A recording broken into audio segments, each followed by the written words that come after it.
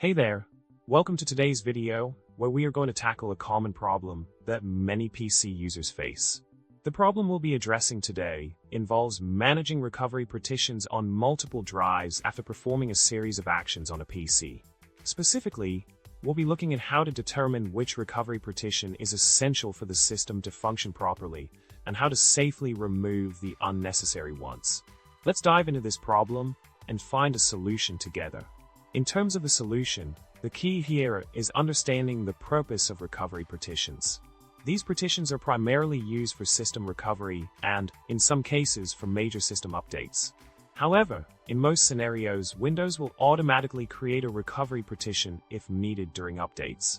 This means that we can disable one of the existing recovery partitions to determine which one is actively being used by the system. By running reagent disable, we can identify the empty partition as the redundant one and proceed to remove both partitions safely.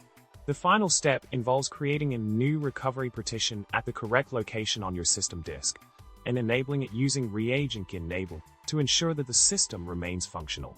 This process allows you to clean up unnecessary recovery partitions and optimize your storage space effectively.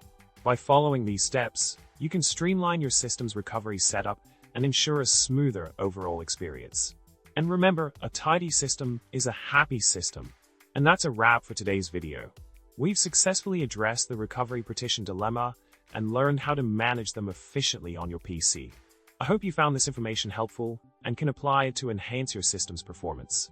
If you enjoyed this video, don't forget to hit the like button, subscribe to the channel for more tech tips, and leave a comment below sharing your thoughts. Until next time, happy computing!